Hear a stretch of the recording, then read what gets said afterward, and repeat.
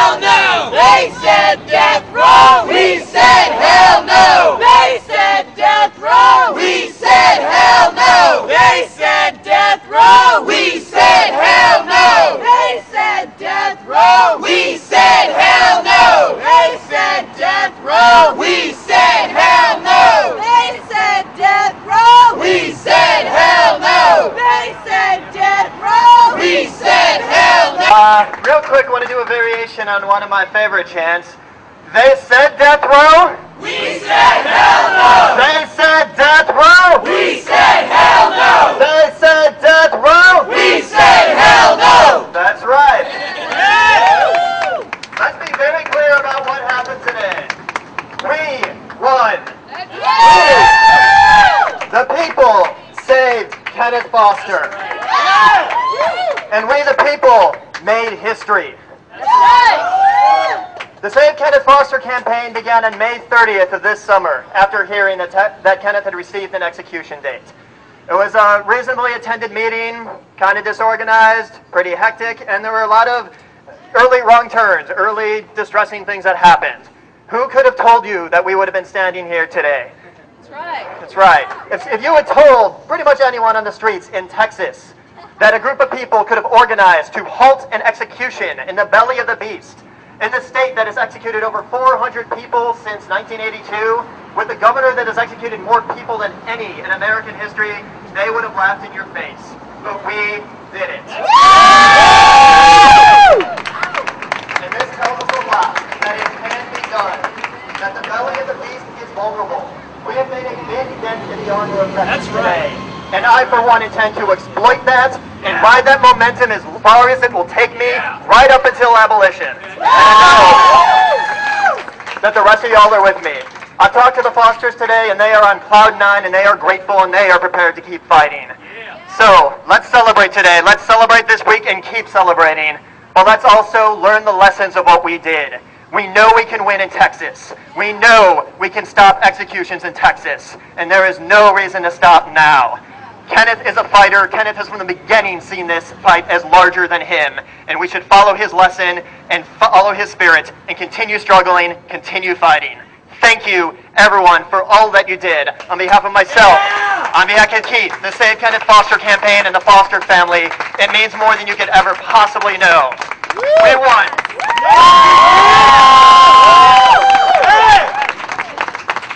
And as Lawrence Foster echoed, abolition, and you know, sorry, Lawrence Foster, sorry, said, Kenneth. Okay, this is the kind of day I'm having. I am beside myself, actually. So I don't want to say any more. Does anyone else want to say a few words? Thank you, all you people that helped put a movement together. That put enough pressure on Perry that he had to freaking do it. I'm glad that Governor Perry did the right thing, and I'd like to see him do that a lot more often. Yes. Thank the people of Texas who all communicated through thousands and thousands of phone calls and messages. They're sitting out right now watching the evening news, and this is their victory too. So let's just give a hand to the people of Texas.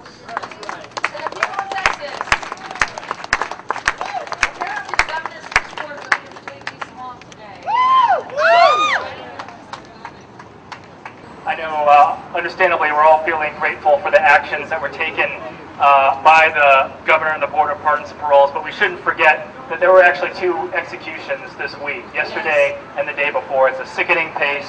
It doesn't take anything away from today's victory, but we should know, please correct me if I'm wrong, but I think Perry's executed more people than anybody in world history, human history. Well, okay, we don't know about that. Recorded, all right, I don't want to exaggerate too much. So, you know, let's be clear about where this victory came from, and also be clear about what's going on in Texas. We scored a big victory today because Perry actually, he said more than just that, you know, the punishment was too excessive in the case of Kenneth Foster Jr., but also that there's a problem in our judicial system, the way people are tried. Implicit in there, I think, is a critique of the law of parties. Yes. As Kenneth himself has told us, that we need to keep fighting to stop this law of parties, that there are dozens of people or any number of people that were convicted under this law that Texas uses in a completely egregious and unacceptable kind of a way. And that's just the tip of the iceberg for all the injustices that we know of in Texas. And so I think everyone here is with me, but this is just the beginning. We need to keep, like Brian said, take this wedge and expose every single one. The law of parties is just one of them, but there's all kinds of injustices that take place day to day that we need to expose and do what we did here. And lastly, I do want to say something about Kenneth and the guys in Drive, because I don't believe any of this wouldn't happen if it wasn't for Kenneth's spirit of resistance. That's right.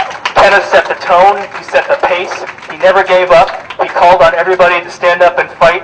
He himself is a fighter. He was fighting all the way until the last second today, until we got the good news that we got today. And it's not just Kenneth, it's the guys in Drive, the guys who are standing together in the worst conditions, on the worst possible, under the worst possible conditions, standing up for their rights and the rights of everybody else. Thanks. And so I just want to say something about that. They're part of this struggle. I know Kenneth is going to be a part of this struggle from here on. I'm looking forward to everything he has to say about our fight, about everything that's going on in Texas and around the world with the death penalty. He's going to continue to be a part of a movement. I look forward to working with him as an ally, and it's great. Let's just keep fighting. Thank you. Years, I guess about 9, and we've never actually won. Not like this.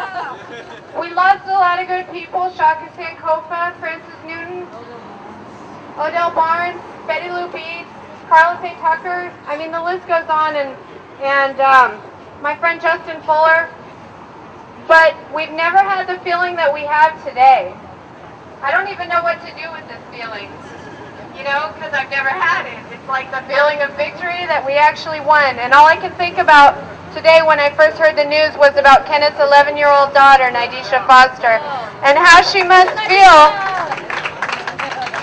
And I just wanted to remind people about the Foster family, about all Kenneth's family, and what this actually means to them.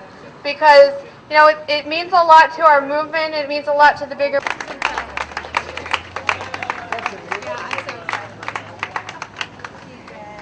I'm kind of in a state of shock. I didn't expect Kenneth's life to be spared, so I guess thank you, Governor Perry, whatever it was that caused you to see Kenneth's innocence and to spare his life.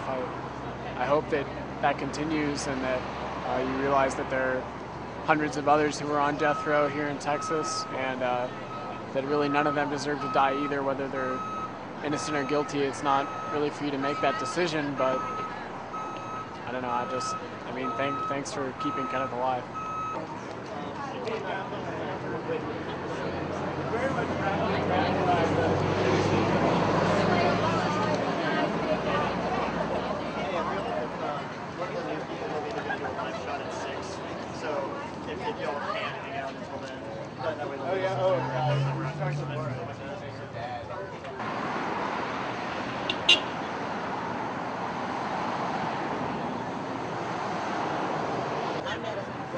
So we just have to ride this wave of success. We can't give up now. This is an amazing accomplishment. This is an amazing victory, and there's so much more to do. This is the inspiration that we need to continue the fight, and Kenneth has given us that inspiration. It's a miracle. So today, it was like the headline was like, Bush praises job in New Orleans.